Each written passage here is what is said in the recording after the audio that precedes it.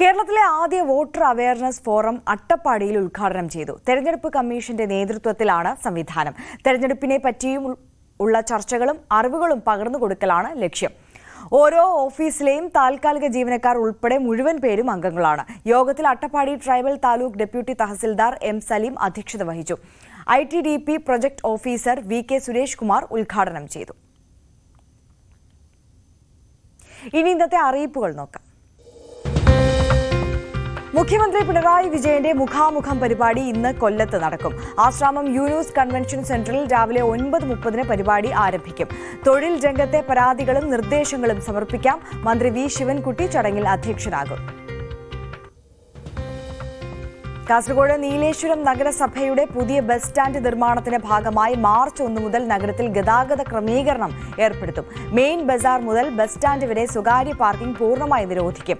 നഗരത്തിലെത്തുന്ന സ്വകാര്യ വാഹനങ്ങൾ ആവശ്യമെങ്കിൽ പേ പാർക്കിംഗ് സൗകര്യം ഉപയോഗപ്പെടുത്തേണ്ടതാണെന്നും ട്രാഫിക് നിയന്ത്രണ കമ്മിറ്റി തീരുമാനിച്ചു.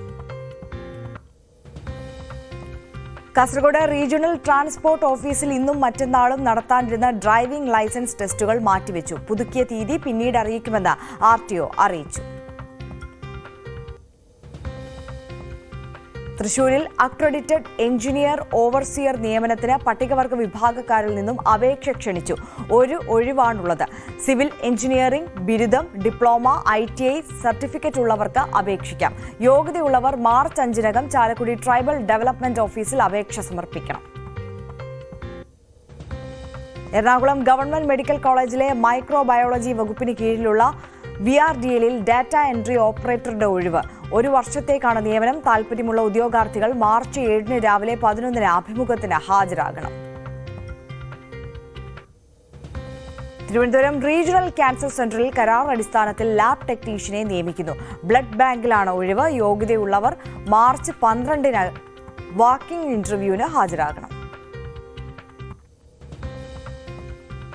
ആലപ്പുഴ തഴക്കര പഞ്ചായത്തിൽ അങ്കണവാടി ഹെൽപ്പറുടെ ഒഴിവിലേക്ക് യോഗ്യരായ ഉദ്യോഗാർത്ഥികളിൽ നിന്നും അപേക്ഷ ക്ഷണിച്ചു. പ്രായപരിധി 18 മുതൽ 46 വയസ്സ് വരെ. താൽപര്യമുള്ളവർ മാർച്ച് 4 വൈകിട്ട് 5 മണിക്ക് മുൻപായി മാവേലിക്കര ICDS ഓഫീസിൽ അപേക്ഷകൾ നൽകുക. കണ്ണൂർ ജില്ലാ ഓഫീസിൽ ക്ലർക്ക് തസ്തികയിൽ ദിവസവേതന അടിസ്ഥാനത്തിൽ നിയമനം നടത്തുന്നു. SSLCയും പ്രവൃത്തി പരിചയവുമാണ് യോഗ്യത. താൽപര്യമുള്ളവർ മാർച്ച് 1 രാവിലെ കണ്ണൂർ ജില്ലാ പ്രൊജക്ട് ഓഫീസിൽ നടക്കുന്ന കൂടിക്കാഴ്ചയ്ക്ക് ഹാജരാകണം. ഭിന്നശേഷിക്കാർക്ക് കൈത്താങ്ങായി ഗുരുവായൂർ നഗരസഭ സഹായ ഉപകരണങ്ങൾ വിതരണം ചെയ്തു. 5 ലക്ഷം രൂപ ചെലവിട്ട് 30 പേർക്ക് ഉപകരണങ്ങൾ നൽകി. ഗുരുവായൂർ നഗരസഭാ ചെയർമാൻ M കൃഷ്ണദാസ് ഉദ്ഘാടനം ചെയ്തു.